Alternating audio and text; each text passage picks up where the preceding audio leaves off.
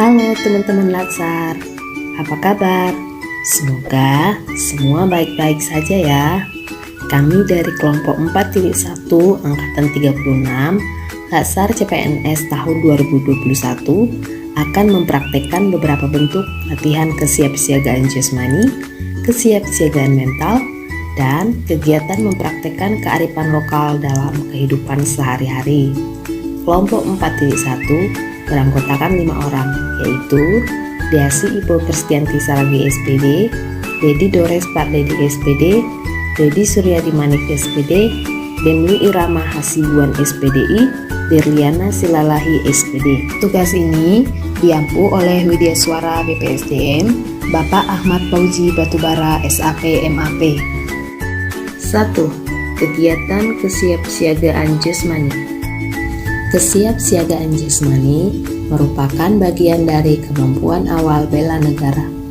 Kesiapsiagaan jasmani adalah kegiatan atau kesanggupan seseorang untuk melaksanakan tugas atau kegiatan fisik secara lebih baik dan efisien. Kesiapsiagaan jasmani bermanfaat untuk membentuk postur tubuh yang baik, memiliki ketahanan melakukan pekerjaan berat, dan memiliki ketangkasan yang tinggi. Berikut beberapa bentuk latihan fisik untuk kesiapsiagaan jasmani. Yang pertama, lari 12 menit. Lari selama 12 menit dilakukan dengan berlari mengelilingi lintasan atletik yang berukuran standar yaitu 400 meter.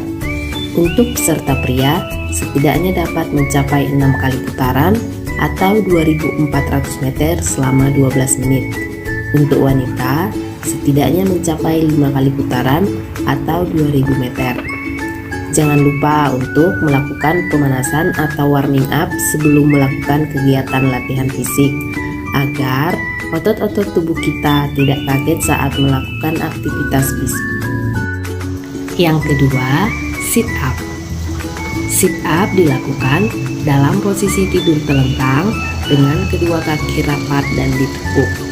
Kemudian melakukan gerakan duduk. Bangun posisi jari tangan dianyam di belakang kepala. Ketika bangun, upayakan sampai dapat mencium lutut. Lakukan gerakan ini minimal 35 kali untuk pria dan 30 kali untuk wanita.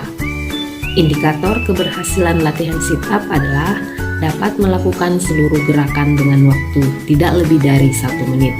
Latihan ini bertujuan untuk kelenturan dan memperkuat otot perut.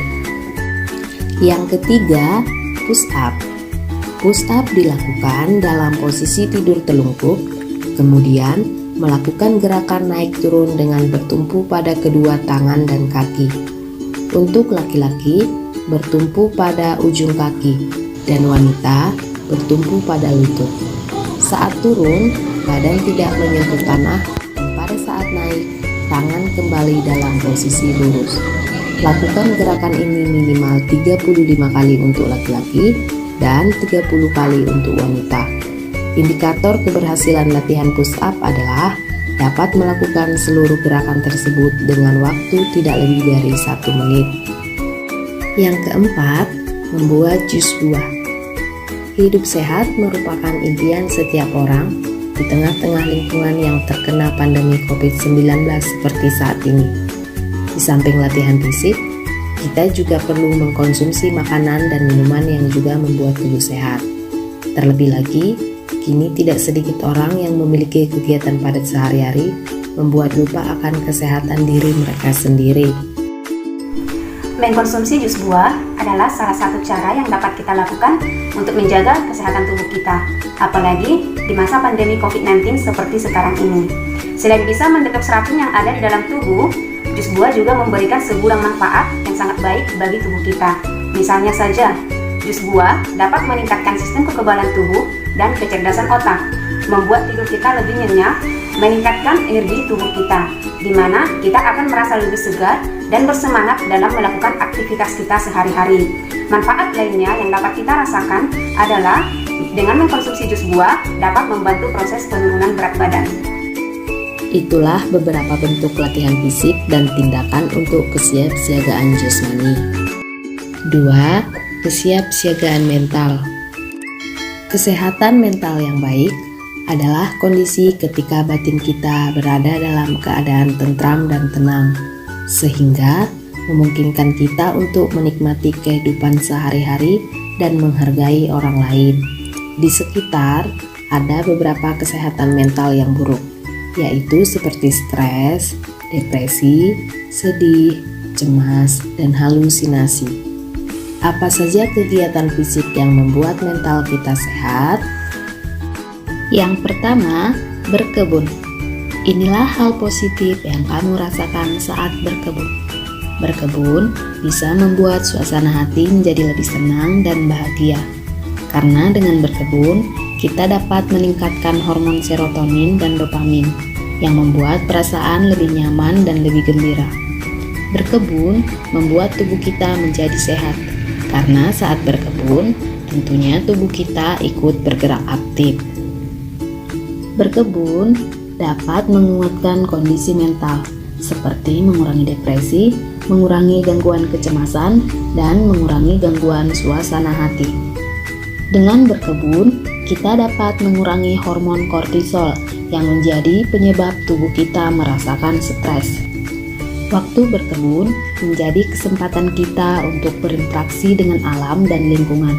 Karena saat berkebun, tentu kita melakukan kontak sosial dengan alam sekitar, belajar untuk memaknai hidup. Karena dengan berkebun, kita dapat lebih memahami tentang proses kehidupan dari tanaman yang kita rawat. Bagaimana? Apakah kamu tertarik untuk mulai berkebun? Yang kedua, mencari hiburan bermain dengan anak. Bermain sangat penting bagi anak, karena ia memberikan landasan utama pada anak untuk belajar, mengeksplor lingkungan sekitarnya, memecahkan masalah, serta membangun pemahaman tentang dunia. Sebagai orang tua, saya merasa puas secara pribadi menghabiskan lebih banyak waktu berkualitas dengan anak dan menjadi lebih kreatif dalam melakukan aktivitas prososial yang dapat kita lakukan bersama untuk meningkatkan kesejahteraan emosional dan mentalnya. Yang ketiga, sosial media detox.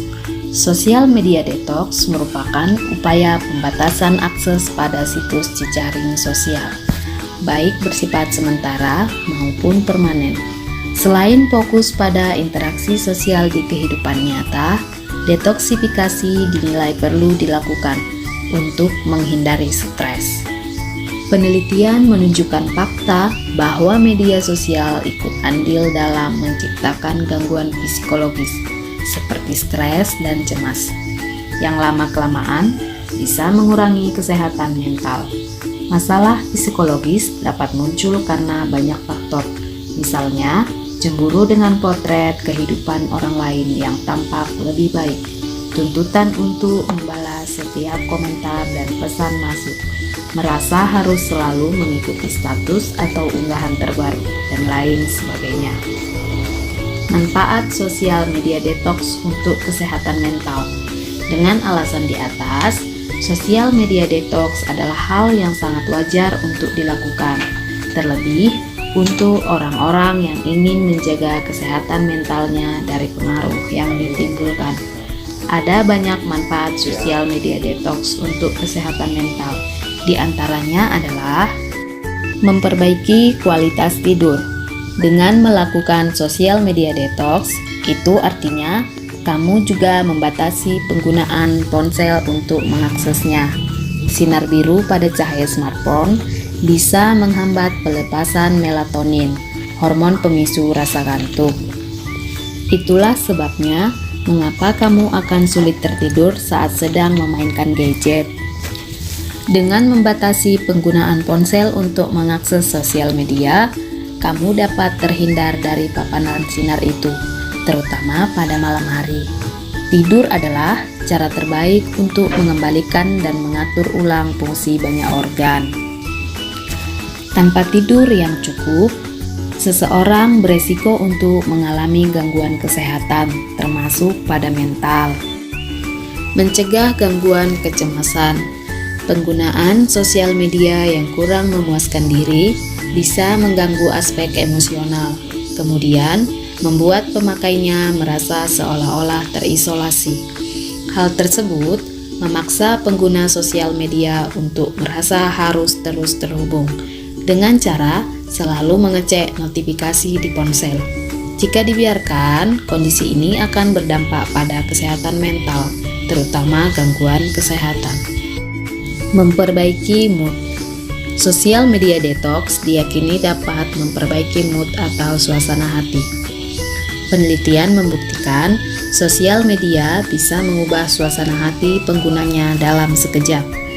Suasana hati ini bisa berupa senang, sedih, marah, tertekan, frustasi, hingga merasa kesepian.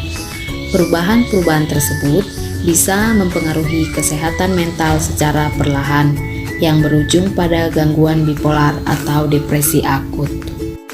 Kearifan lokal berasal dari budaya leluhur yang diyakini oleh masyarakat setempat sebagai nilai-nilai luhur yang arif atau bijaksana, sehingga hal ini patut untuk dilestarikan agar generasi masa depan ikut merasakannya.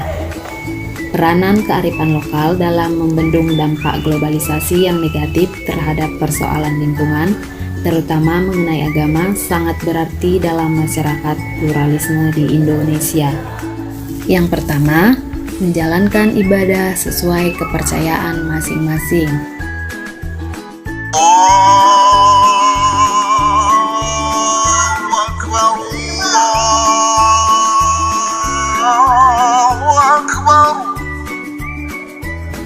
Toleransi di Indonesia bukanlah dinilai dari tingkat pendidikan formal atau siapa dan agamanya, melainkan dilihat dari adanya kemauan untuk hidup bermasyarakat dengan menjadikannya perbedaan sebagai pemersatu, bukan sebagai permasalahan.